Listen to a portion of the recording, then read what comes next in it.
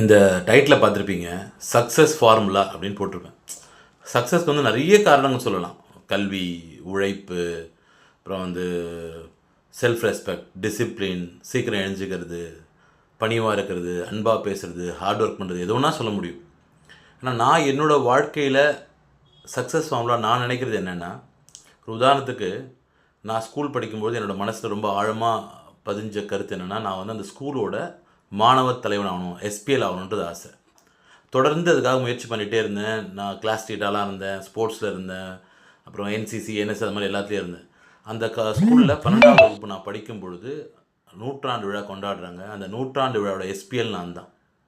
அதேமாதிரி college join பண்ணுறேன், BCom. அப்போ எனக்கு ஆசை, சார் அங்கே ஸ்கூலில் லீடராக இருந்தோம், காலேஜில் நம்ம லீடர் ஆகணும்னு நினச்சி முயற்சி பண்ணுறேன். எலெக்ஷன் நிற்கிறேன். அந்த காலேஜில் என்னோட எதிர்த்து நிற்கிற போஸ்ட் கிராஜுவேட் ஸ்டூடெண்ட், அவரோட ஒரு 721 ஓட்டு லீடிங்கில் காலேஜ் ஸ்டூடெண்ட் யூனியனோட பிரசிடெண்ட்டாக வின் பண்ணுறேன். அதுக்கப்புறம் பார்த்திங்கன்னா வேலைக்கு மேல் படிக்கும்போது எம்எஸ்டபிள்யூ ஜாயின் பண்ணுறேன். அப்போ எனக்கு வந்து சிடின்னு சொல்லக்கூடிய கம்யூனிட்டி டெவலப்மெண்ட் கோர்ஸ் தான் கிடைக்குது. ஏன்னா அப்போவே மனசுக்குள்ளே இருந்து I want to become an HR, ஒரு ஹியூமன் ரிசோர்ஸ் ஹெட்டாக இருக்கணுன்றது என்னோடய ஆசை. தொடர்ந்து முயற்சி பண்ணேன். என்னோடய கடைசி ஜாப் பார்த்திங்கன்னா ஒரு கம்பெனியோட ஹெட் ஹெச்ஆராக இருந்து தான் நான் ரிலீவ் ஆகிறேன்.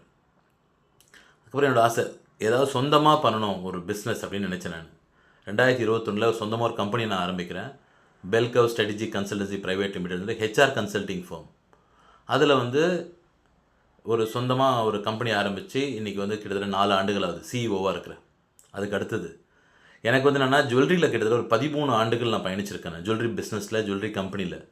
இன்றைக்கி கேட்டிங்கன்னா இன்றைக்கி தமிழ்நாட்டில் மட்டும் இல்லை, இந்தியாவிலே பார்த்திங்கன்னா ஒரு ஜுவல்லரி கன்சல்டிங்கில் லீடிங்கில் இருக்கிறது நான் தான். ஈவன் வந்து மலேசியன் கம்பெனிக்கெலாம் நான் வந்து ட்ரைனிங் பண்ணிகிட்ருக்கேன் ஜுவல்லரி பிஸ்னஸில். அதுக்கப்புறம் பார்த்திங்கன்னா கடைசியான ஒரு முக்கியமான விஷயம், இந்த யூடியூப் சேனல். நான் ஆரம்பிக்கும் பொழுது 1000 சப்ஸ்கிரைபர்ன்றது ஒரு மைல் ஸ்டோன் சொல்லுவாங்க. ஏன்னா 1000 பேர் நம்ம சேனலை சப்ஸ்கிரைப் பண்ணுறது. அப்போ நினச்சேன் நான், ஒரு 1000 வீடியோ போடணும். நம்ம ஒரு வீடியோக்கு ஒருத்தர் சப்ஸ்கிரைப் பண்ணால் கூட 1000 வீடியோவுக்கு வந்து 1000 சப்ஸ்கிரைபர் வந்துடுவாங்கன்னு நினச்சேன் நான்.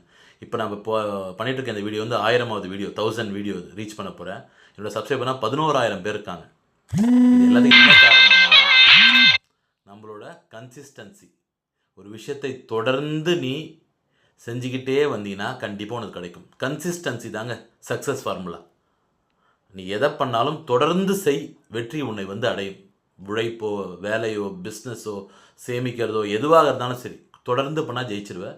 இது நான் கற்றுக்கிட்ட ஃபார்முலா உங்களுக்கு சொல்லி கொடுத்துருங்க. இந்த பதிவு பிடிச்சா சப்ஸ்கிரைப் பண்ணுங்கள், மற்றவங்களுக்கு ஷேர் பண்ணுங்கள், லைக் பண்ணுங்கள். Thank you so much. பாய்.